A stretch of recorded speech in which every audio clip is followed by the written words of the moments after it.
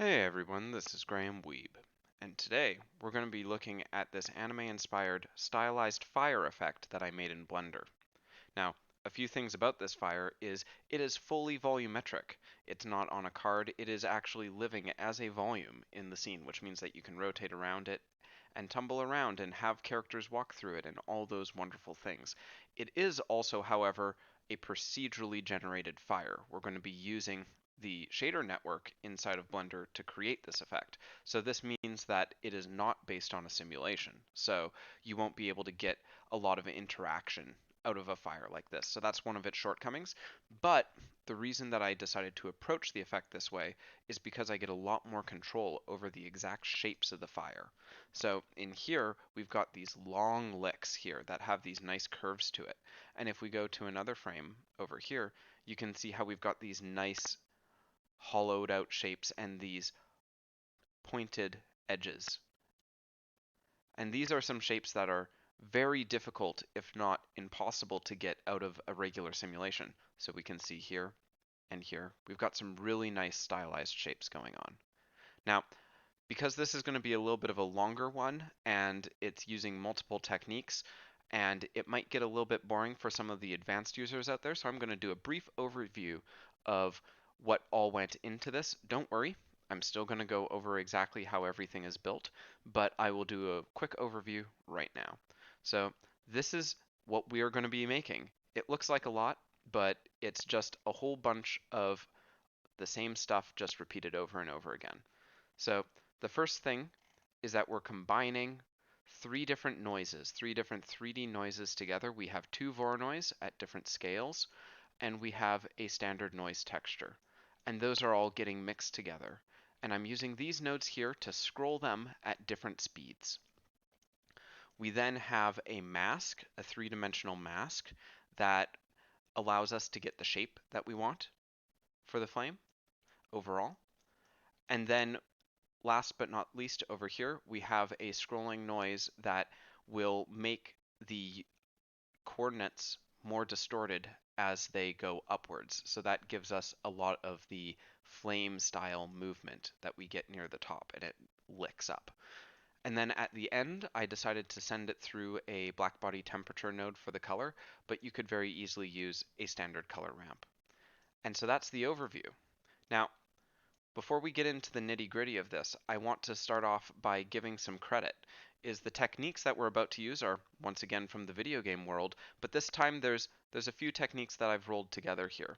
The first one is from Doug VFX when I first saw it. This is the method that Naughty Dog used on in techartists.org. This post right here to be precise. And Doug VFX did a great job of doing a little tutorial of how to make the fire from Uncharted 3. There was also a tech artist's boot camp for the VFX of Diablo 3, and even though this was just been recently published, this is all the way back in 2013.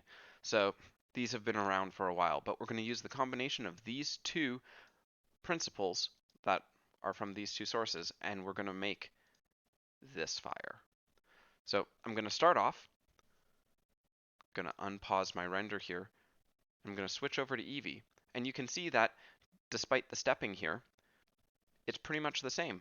And we can tumble around and see that this is in fact a fully three-dimensional fire. And we can view it from all sorts of different angles. If I were to take a look at what's actually going on under the hood, it is literally a box. So in terms of modeling, that's all you need. You just need a box. So because it's a little bit complicated to explain using 3 dimensions, I'm going to start off by explaining how this works on a 2D plane. So I've got here a plane, and I've got a very basic node network setup here that I'm going to use as my example.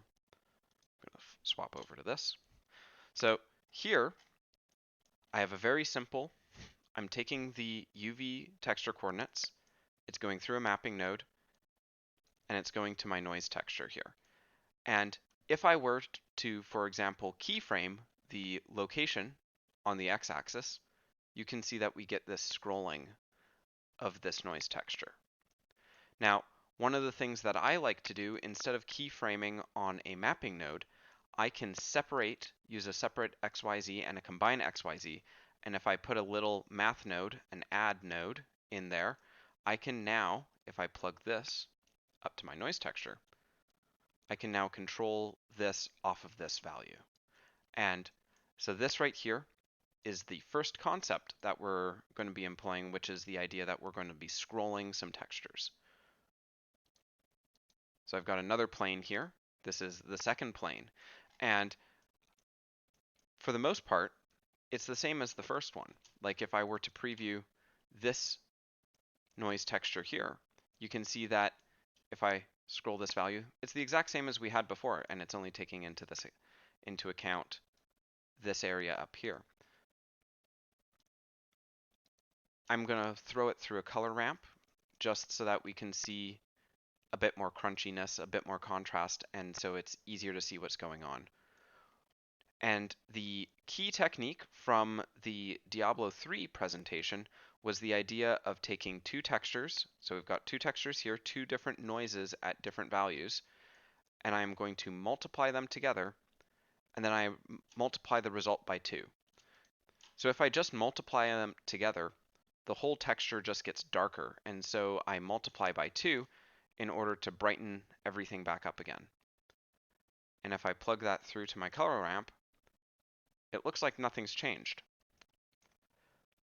And if I had duplicated these exactly, nothing would have changed. But besides the fact that these noise textures are at slightly different scales, I'm also throwing a multiply through this one. So it is going to scroll at half the speed as this one.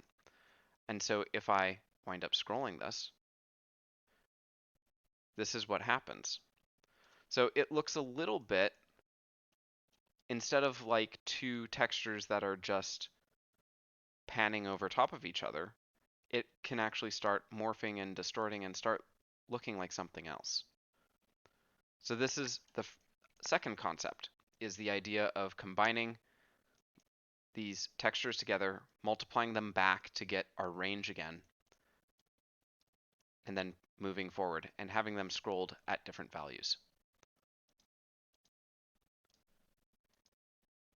So now that we've got that going, so that's all fine and dandy.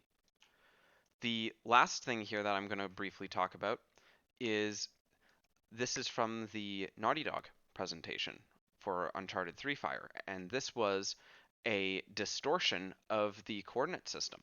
Now, I'm going to preview this. So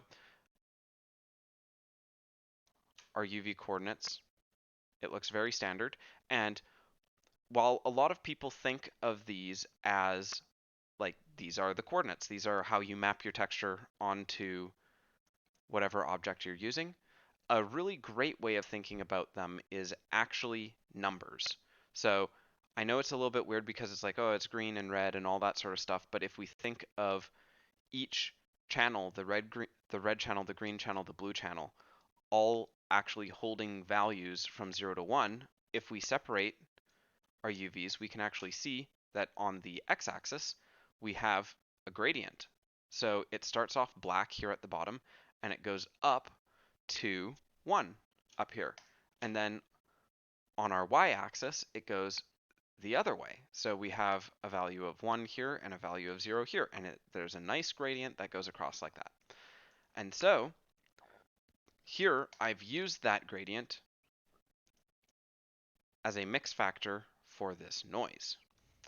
So the noise itself has a color value. So this is red channel, green channel, blue channel, but I'm going to be using it in terms of X channel, Y channel, and Z channel, or Z channel, depending on where you're from. If I add these together, it doesn't look like a whole lot has happened because our factor is still at 0, but if I ramp this up, you can see that we're adding that noise into our coordinate system.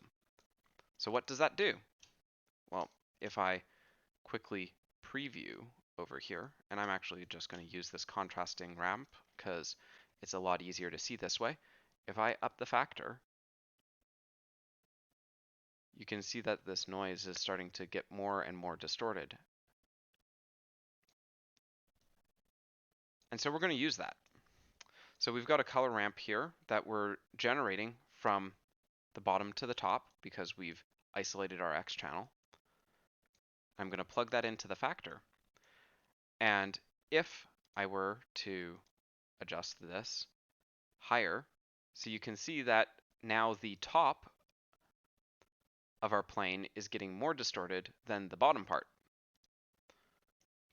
And then if I were to run all of these through, all sorts of crazy stuff happens. And then you could imagine again what would happen if this noise was also moving. And that's kind of what everything is. So if I take a look here, you'll notice that this is now a very similar shader to the one that we're using in 3D, but we're still on our 2D plane. So I'll just go briefly through what we've got here.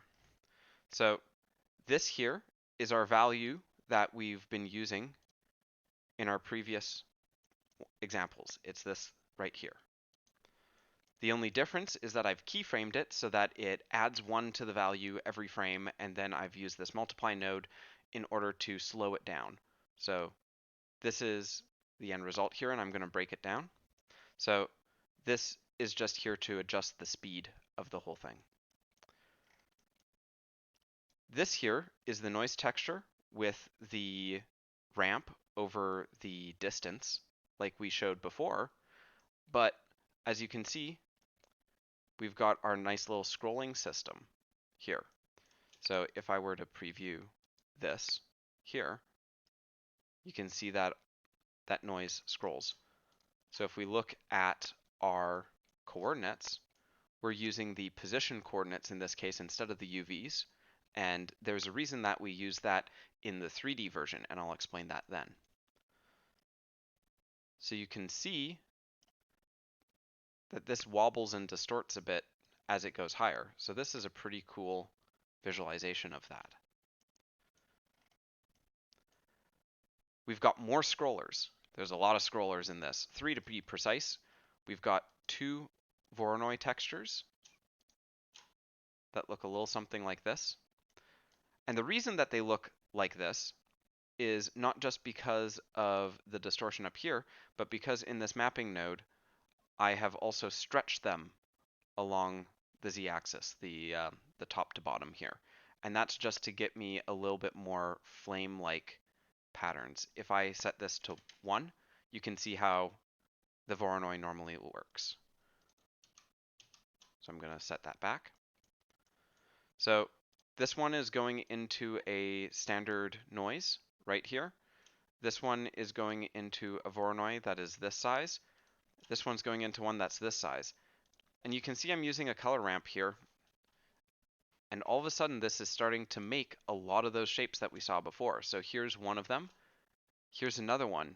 And you can see that I've balanced them in different ways. And this is not some fancy number or some special secret sauce that I used. I literally plugged these in before without these color ramps. And then as I worked forward, I realized that I needed a bit more contrast in the shapes because I wasn't getting them as crisp as I wanted. And so I used these color ramps just to clamp down on the texture a bit to define it a bit more. So these got multiplied together. So you know how before when we were combining 2 textures, we would multiply by 2? Well, since we're combining 3 textures together here, so here's the noise texture as well, we now multiply the whole thing by 3. And I'm clamping this value here just to make sure that we don't get any values that are greater than 1 or less than 0, because that's going to be important for the next section, which is this mask. Now, before I go on to the mask, I'm sure you're all wondering what happens when we have all these scrollers working at the same time. And you can see that this one is scrolling at a set speed. This is scrolling at half that speed. This is scrolling at 75% that speed. And this is scrolling at like 1/3 of that speed. So if we play them all together, this is what that looks like. So you can see that we're getting a lot of the shapes that we had in our end result, but it's not quite looking like fire yet. And the main reason is it's covering the entire plane right now. So we want to mask it off a bit. So I've got here, I'm taking, once again, our UV coordinates, and I'm separating the X and Y axes, and I'm just using a color ramp here. And this allows me to create a mask. So I've created a mask that falls off to about here and there. And I've got another one here. And if I add those together, you can see it creates our mask like so. And I'm using a subtract node here with a clamp so that, once again, we don't get values lower than 0. And if I put that together, that's what we get. So this was our texture before, and then we add our mask, and that's what we get. Now, if we set this to something like multiply, you'll start off by noticing that it's inverted. So if I drop an invert down here, so this is what multiply does. So this could also be a desirable look, but it fades off smoothly. And I wanted something that was a little bit more crunchy, and so I decided to go with this subtract method. And that now looks like that. At this point, we're getting the shapes that we want. It's not clipping at our edges anymore. And so all we have to do at this point is get the actual display shader set up. So at this point, I used a black body temperature, and I just used some values here to get the black body colors that I wanted. So in this case, this is the black body color. And then I also took this and sent it through here. And the main reason I'm doing the multiply by 20 here is because I want the bloom from Eevee, or if I do any post-processing with higher values, I want that to kick in. And so I'm increasing our strength above 1. In this case, I'm increasing it all the way up to 20. And when we combine these together, this is what we get. So we get some cooler spots. And I can even adjust this here. So if I adjust my color ramp here, you can see how it's actually adjusting. And I can adjust how much brightness there is there. But I could also adjust that here. But this allows me to adjust the ratios a bit more. And so now we've got this excellent thing where we've got these nice hot spots. We've also got cooler spots here and here. And so if you were wanting to deal with just a card, you're done. So you could easily slap this on a whole bunch of cards, pepper them throughout your scene, and there you go. But if you wanted, for example, a character to walk through something like this, you're going to run into a few issues with it just being a plane, and you're going to want it to be a full volume.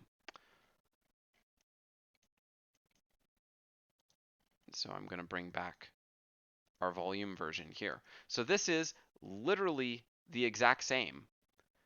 And you notice that almost nothing changed. The only thing that changed between these two is that over here, I have added a third axis for our mask. And that's because we're no longer dealing with just an X and a Y. We also have a depth. And so we just make sure that we're masking our sides on one axis and the other. Very simple. We're using the generated coordinates for this instead of the UV coordinates. And the reason that we're using the generated ones is because, first off, they are in, let me unplug that. They are in 3D space. So it's a fully three-dimensional coordinate system, whereas the UVs would be stuck to the surface. So the volume shader would not work. You'd have to use the generated coordinates. This is also why we're using the position here. In theory, you could also use the generated coordinates, but the reason that I use the position is because now, I'm just going to set these up again. So if, for example, I wanted to duplicate this and move it off to the side, notice how the fires are different. And that's because the coordinates that all of these textures are looking up are in world space. They are not bound to the box itself because we are using our positional coordinates. So as we move this, you can see how this lick of fire here, if I move it, you can see how it sort of stays in place as the rest of the box moves. And then I could also move it down or up or wherever I need. And the fire is different everywhere. So I could do that, and I could take it and I could rotate this, and now I've got another set of fire somewhere else. And then I could duplicate it here and rotate that, and now we've got just a whole bunch of fire. And that would be one way that we could handle something like this. So that's how you would populate some fire. That is pretty much it. As I've shown, this works in both EV and cycles. If I swap over to cycles, it's going to take my computer a little bit of time, but I noticed that I like the way that it renders out a little bit better, but that's a personal preference thing. If your heart is set on EV, this shouldn't stop you in the least. It still works.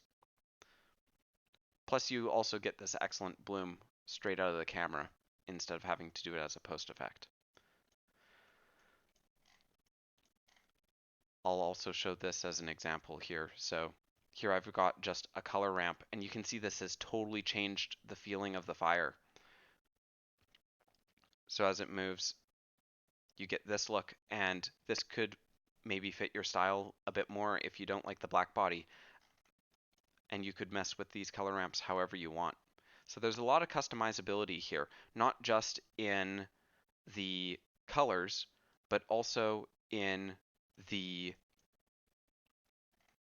noises as well. So I've used these noise textures here, and I've got these sizes, but if I were to change the size of any of these, so if I were to like take this noise texture and set that to 10, look how much like extra detail we got out of that. So this was originally at 1.5, and it's got these smooth shapes and stuff. But if I set that to 10, all of a sudden we've got like a lot more like small details in there. And I could do the same thing with something like this. I could set this to 5, and now all of a sudden our fire has changed dramatically, and this feels totally different. So there's a lot of customizability there just in these noises alone. And I've only used 2 Voronoi and a standard noise. There are so many noise textures that come with Blender that you can use. The reason that I'm using the noise textures here is because they're 3-dimensional noise textures and we're doing a 3D volumetric effect. If you were doing this on just the planes, like I showed before, then these don't even have to be built-in Blender noises. These could be whatever tiling texture you happen to bring in as a PNG or a Targa or whatever, and use those. So there's a lot of flexibility in this technique in general, but if you're wanting to do it as a 3D effect like I've shown here, you're kind of limited to the 3D textures that are built into Blender itself. Now, with that being said, I think that's pretty much it. If you found this helpful, or if you have any questions, and I'm sure a lot of people have questions on this one, let me know. I'll try to answer them as best as I can in the comments, and if there's something that's asked multiple times over, I might even do a separate video on it. Other than that, thank you so much, and I hope to see you all again in the next one.